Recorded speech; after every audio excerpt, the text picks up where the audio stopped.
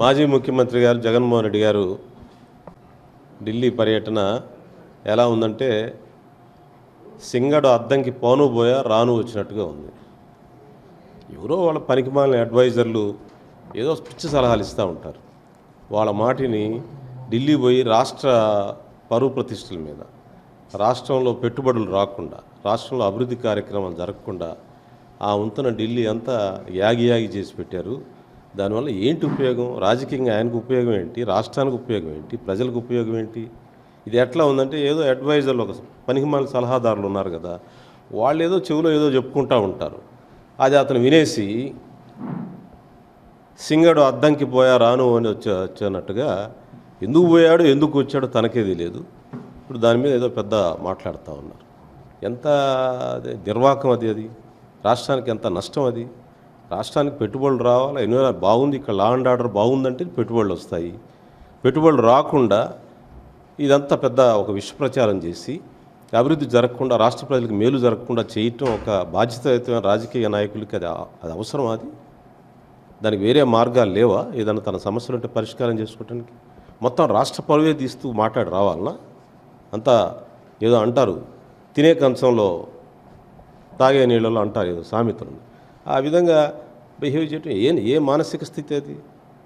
అందువల్ల ఒకసారి రాష్ట్రాన్ని నడిపారు, 5 ఏళ్ళు మీరు పరిపాలించారు.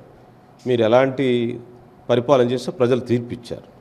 దాన్ని పునఃసమీక్షించుకొని ఏ విధంగా ప్రజల దగ్గరికి వెళ్ళాలి, ఏ విధంగా ప్రజలకు మేలు జరగాలి, రాష్ట్రానికి మేలు జరగాలి, రాష్ట్రాభివృద్ధిని ప్రధానంగా తీసుకోవాలి, ప్రజల యొక్క ప్రమాణం ఎలా పెంచాలి, జీవిత ప్రమాణం ఎలా పెంచాలి అనేది ఆలోచన చేయాలి. కానీ రాష్ట్రాన్ని పరువు తీసే ఆలోచనలు చేసే విధంగా చేయటం అనేది ఇది చాలా దుర్మార్గం. ఇది ఒక మానసిక స్థితికి ఇది నిదర్శనం. ఇది సింగడు అద్దంకి పోను పోయా రాను వచ్చినట్టుగా ఉంది. నిన్న కౌన్సిల్లో మాట్లాడారు, నేను కూడా చూశాను, లైవ్ బిట్స్ చూశాను నేను కూడా. ఇది తల్లికి వందనం అనే కార్యక్రమం రెవల్యూషనరీ కార్యక్రమం. గతంలో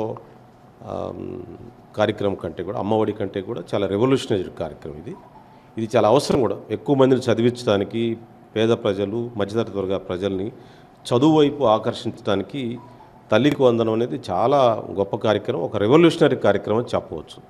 ఇది తెలుగుదేశం మేనిఫెస్టోలో పెట్టారు. లోకేష్ గారు, చంద్రబాబు గారు దీన్ని బాగా ప్రచారం చేశారు. ఇది మంచిదే. మరి దీన్ని ఇంప్లిమెంట్ చేసేటప్పుడు ఎట్లా ఇంప్లిమెంట్ చేయాలి, ఏ విధంగా ఇంప్లిమెంట్ చేయాలి, విధి విధానాలు ఏంటి, ఇదంతా స్టడీ చేస్తున్నారు. తప్పేం లేదు. స్టడీ చేసి అంటే ఒక వేగంగా పరిగెత్తే కంటే slow and study wins the race, ఆ విధంగా వెళ్ళాలి. అది మంచి ఆలోచన. కార్యక్రమం అయితే తల్లికి వందనం కార్యక్రమం అయితే తప్పకుండా ఇంప్లిమెంట్ చేస్తూ ఉన్నారు కాబట్టి కొంచెం ఆలస్యమైన ఇంప్లిమెంట్ చేస్తే మంచిది, స్వాగతం. ఒక విప్లవాత్మకమైన కార్యక్రమం మాత్రం నేను చెప్పగలుగుతాను. అంటే పెద్దగా ఉండదు, చిన్న ఎఫెక్ట్స్ ఉంటే దాన్ని కరి చేసుకోవడానికి, వాటిని సవరించుకోవడానికి కొన్ని జాగ్రత్తలు తీసుకోవాలి.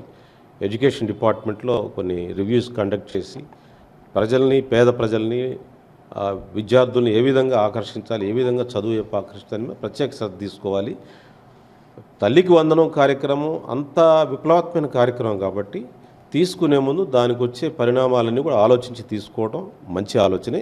బట్ ఈ సంవత్సరం కూడా కొన్ని ఇంటీరియం మెజర్స్, ఇంటీరియం ఆలోచనలు, అంటే ఆ పెద్ద కార్యక్రమాన్ని చేపట్టే ముందు జరగాల్సిన మధ్యంతర కార్యక్రమాలు కూడా తీసుకొని ఎన్రోల్మెంట్ పెరిగే విధంగా చర్యలు తీసుకోవాలని విజ్ఞప్తి చేస్తున్నాం.